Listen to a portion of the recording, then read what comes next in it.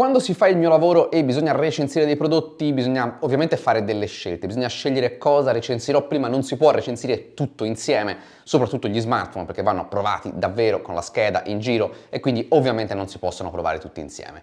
E a volte si fanno degli errori e lo devo ammettere. In questo caso ho fatto l'errore di aver sottovalutato questo Poco X7 Pro, non perché pensassi che fosse un cattivo smartphone, ma ho creduto che altri potessero avere la priorità su questo perché erano più interessanti e alla fine, devo essere sincero, infatti lo ribadisco, mi sbagliavo perché questo è uno dei best buy di quest'anno, secondo me, con dei ma, ovviamente, vi dirò tutto all'interno di questa recensione. Se volete supportare il nostro lavoro, quello che dovete fare è iscrivervi al nostro canale, attivare la campanella delle notifiche e noi iniziamo.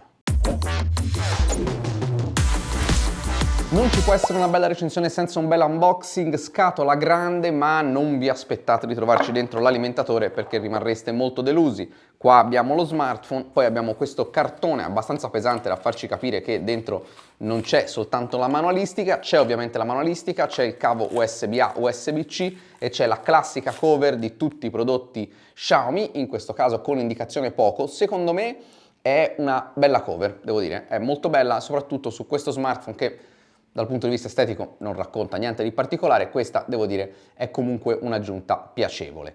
Poi c'è ancora qualcos'altro? No, ci sono, molto piccola curiosità, incollati sul fondo questi sacchettini, non so come si chiamano, ditemelo voi nei commenti, quelli che servono, credo, mi è stato così insegnato, a trattenere l'umidità, incollati sul fondo, non l'avevo mai visti. Partiamo dal punto di vista costruttivo e di design, questo smartphone tra l'altro guadagna anche una nuova certificazione. Ecco qua questo Poco X7 Pro nella colorazione nera, che è quella diciamo più sobria. Pur essendo la più sobria è comunque in doppia colorazione, quindi due versioni leggermente diverse, questa completamente lucida, questa con una trama puntinata, doppio blocco delle fotocamere leggermente sporgente, non troppo sporgente per fortuna.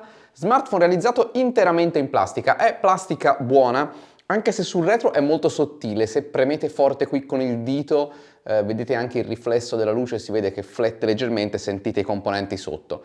È un test per capire quanto è spessa la plastica, non vi capiterà durante l'utilizzo di veder flettere lo smartphone o di sentire i componenti, però ci aiuta un po' a capire come è stato realizzato. Profilo opaco, tasto di accensione, bilanciere del volume, sopra abbiamo emettitore infrarossi, microfoni, pulito il lato sinistro, sotto invece microfono, carrellino della doppia nano SIM, speaker e porta USB-C. Dal punto di vista del design è molto semplice, non ha spunti particolarmente brillanti, la colorazione nera e gialla sicuramente è un pochino più particolare, questa diciamo è un pochino più anonima per chi non vuole uno smartphone appariscente. Trattiene abbastanza le impronte, l'ho pulito da poco prima del video e vedete che già ha raccolto non pochissimo sporco, è sottile 8,3 mm, le altre dimensioni sono 160,8 x 75,2, il peso è di 195 grammi, non è uno smartphone troppo pesante, soprattutto se consideriamo appunto le sue dimensioni.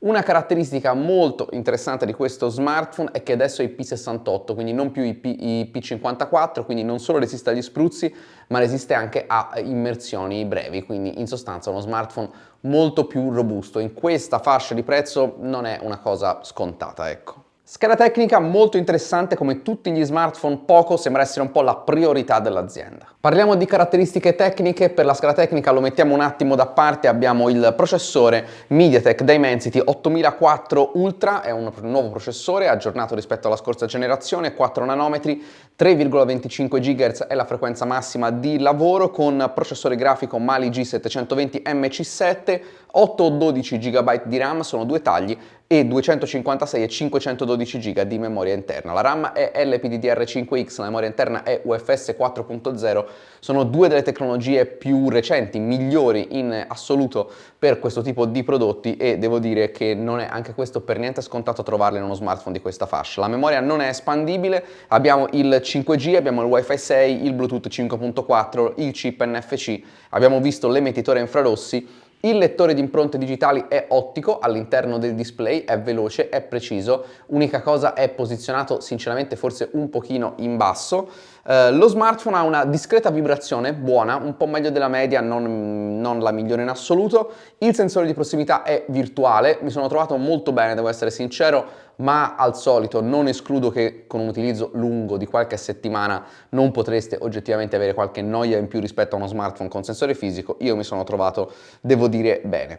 Cosa gli manca? Non gli manca l'NFC, gli manca invece il supporto eSIM e questo è un po' un peccato, è ancora molto comune non avere la eSIM nella fascia media. Per fortuna ho fatto un video che trovate nel nostro canale dove vi spiego come avere la eSIM su tutti gli smartphone, anche questo, tutti quelli dove la eSIM non è presente nativamente. E benché molte specifiche siano simili, ci sono delle novità molto interessanti anche nel display. Per quanto riguarda il display, la maggior parte delle specifiche tecniche è invariata rispetto allo scorso anno, 6,7 pollici di diagonale, molto bene i bordi che sono molto sottili, appena più spesso quello sotto ma è impercettibile, sembrano essere oggettivamente quasi simmetrici, è uno schermo OLED con refresh rate a 120 Hz, supporta l'HDR10, la risoluzione non cambia, 1220x2712 pixel. Cosa cambia quindi? Cambia il vetro protettivo, che è un Gorilla Glass 7i adesso, e c'è anche un'ottima pellicola preapplicata, questo è sempre piacevole da trovare, e poi la luminosità massima di picco che arriva a 3200 nit, ovviamente questo solo in HDR, solo temporaneamente, solo localmente, ma posso dire che nell'utilizzo quotidiano, anche all'esterno, questo display si vede molto bene. L'unica cosa che mi fa storcere il naso è una cosa software, ovvero che questo Always On Display compare quando bloccate lo schermo, compare quando ricevete una notifica, poi scompare e non riappare più.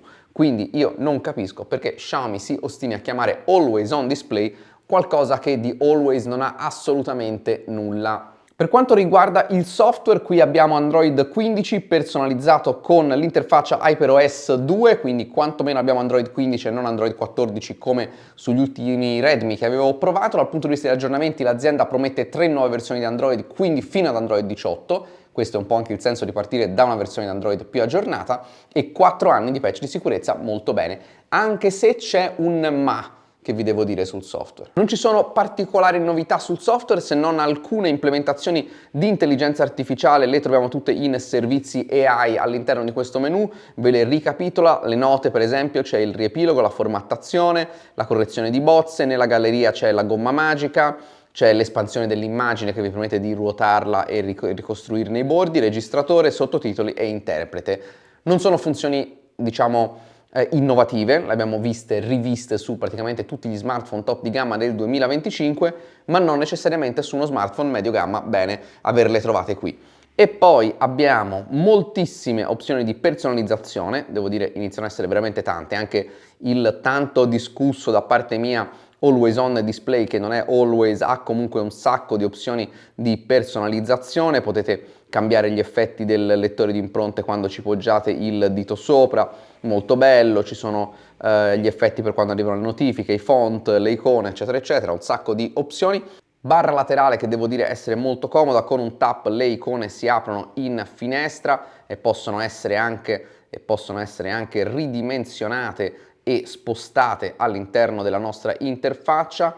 Devo dire, appunto, anche questo una funzione molto comoda. La mia critica non è nella velocità, perché è uno dei telefoni più veloci in assoluto nella fascia media.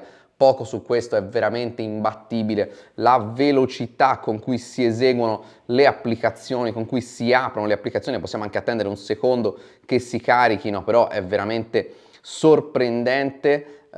Detto questo, la critica è sul bloatware, ovvero sul numero di applicazioni preinstallate.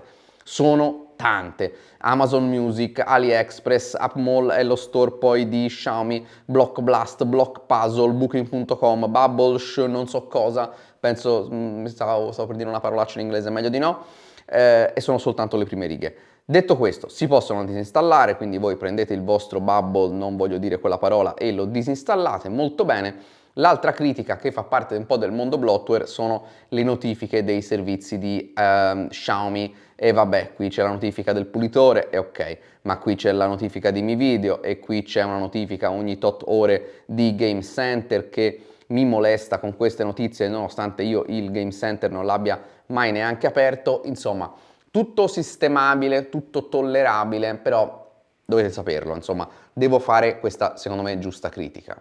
Per quanto riguarda le fotocamere, quest'anno sono solo due, diciamo così, una 50 megapixel stabilizzata otticamente f1.5 e una 8 megapixel f2.2 grandangolare, mentre all'interno del foro del display abbiamo qui una 20 megapixel f2.2. L'interfaccia non riserva sorprese, è quella classica di Xiaomi, con il tastino qui per aprire le opzioni aggiuntive, con qui i tasti per andare alla grandangolare e allo zoom 2x che è un'interpolazione, velocissimo nel saltare fra un'opzione e l'altra, ma andiamo a vedere come fa le foto questo smartphone. Fa delle foto ok.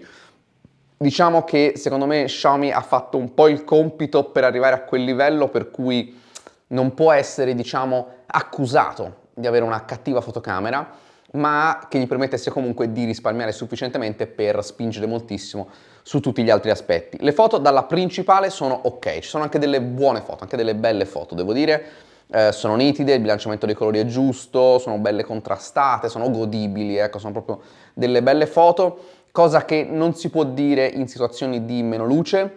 Le foto con poca luce sono comunque ok, comunque utilizzabili, ma non spiccano rispetto ai concorrenti, questo assolutamente no.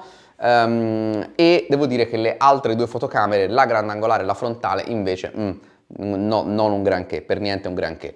La grandangolare anche con buona luce gli manca veramente troppo dettaglio e la frontale fa delle foto sempre, sembrano quasi un po' sfocatine, insomma non è uno smartphone per chi si vuole fare selfie. I video in 4K 60 sono tremolanti, stranamente troppo tremolanti. Sarà che infatti mi ero stupito di trovare il 4K 60 su questo smartphone e forse una ragione c'era. Full HD 3, scusate, 4K 30 meglio. Full HD 30 vi permette di fare anche video dalla grandangolare e dalla frontale. Eccoci in battaglia, alziamo il volume così testiamo anche l'audio che devo dire, è discreto. Spariamo un fumogeno, siamo a 70 fps con i dettagli grafici al massimo. Volevo sparare qualche colpo ma mi sono fregato da solo e allora lancio il mio aeroplanino, l'ho visto calare a 45, 50, eccoci qua, siamo ora però sempre attorno agli 80-90 e vado verso il nemico, devo dire buoni dettagli grafici, guardate qua, e possiamo dire tranquillamente che questo è un ottimo smartphone in termini di performance. Piccolo lag, ma assolutamente niente di compromettente. Niente, mi stanno distruggendo, non arriverò mai da nessuna parte. Proviamo a lanciarci contro questo nemico. Ho distrutto un nemico anche se io non stavo facendo niente, quindi adesso io bombardo tutto e faccio il kamikaze. Comunque devo dire molto molto bene dal punto di vista delle prestazioni. Esco di botto, eccomi qua e vi parlo della batteria che ha ricevuto un bel upgrade. Si parla di 6000 mAh che sostanzialmente sono un upgrade notevole perché poco ha abbracciato la nuova tecnologia silicio-carbonio che ha permesso di mettere praticamente nella stessa scocca una batteria da ben 1000 milliampere-ora in più rispetto alla precedente generazione. Questo era già buono, erano già buoni i predecessori, figuriamoci questo.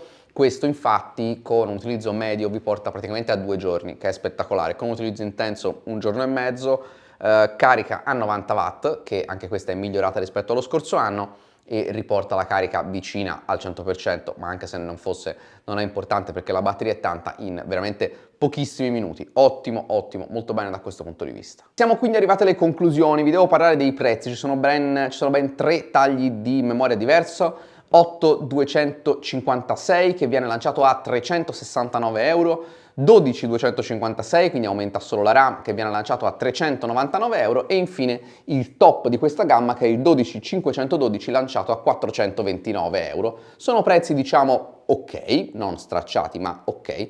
Ovviamente ci sono delle promo, c'erano anche delle promo di lancio, quello base partiva da 319, era ghiotto, mettiamola così, ma appunto non l'ho provato al momento del lancio e quindi ve lo sto dicendo ora che l'offerta è già finita, ma secondo me c'è un'offerta ancora più interessante perché le due versioni da 12 GB di RAM sono disponibili rispettivamente a 349 e 379 euro, rendendo le due versioni più interessanti di questo dispositivo molto molto appetibili per buona parte del pubblico. Sono dei prezzi veramente al punto giusto. E quindi questo smartphone è un best buy? Sì, ci sono dei ma che adesso ricapitolerò, ma vi portate a casa uno smartphone che comunque ha una eccellente autonomia, una ricarica molto rapida, veramente un bel display, un software fulmineo e poi anche un giusto numero di aggiornamenti, la resistenza ad acqua e polvere, una nuova luminosità massima, un processore comunque molto performante. Quali sono questi I MAE sono un comparto fotografico che non è cattivo, ma fa il suo compito. Diciamo che probabilmente la priorità non deve essere la fotocamera per quanto riguarda questo smartphone, ma ribadisco, non fa cattive foto. Oltre al fatto che abbiamo qualche app un po' invasiva e un po' di bloatware, mettiamola così, ma per il resto questo è uno smartphone molto concreto. Al problema dell'assenza dell'eSIM, come vi ho detto, insomma in qualche modo ci si può passare sopra. Per questi prezzi secondo me Poco X7 Pro è uno smartphone ancora una volta molto concreto e che mi sento assolutamente di consigliarvi conoscendo i suoi limiti. Aggiungo anche, visto che tanto lo ripeterete nei commenti, il sensore di prossimità virtuale, ma a parte questo appunto, conoscendo quello che comprate più di quello che il mercato offre solitamente a questo stesso prezzo. Io vi ringrazio per essere arrivati fino a qui. Se il video vi è piaciuto iscrivetevi al canale, attivate la campanella delle notifiche, sono 2 clic, è gratis e ci aiuterete molto a crescere e poi voi riceverete le notifiche dei video prima di tutti gli altri. Disclaimer finale, questo sample di Poco X7 Pro mi è stato inviato da Xiaomi che non ha visto questo video prima di voi, lo sta guardando insieme a voi, non ha fornito input editoriale, non ha fornito compenso economico. Io vi ringrazio e noi ci vediamo a un prossimo video.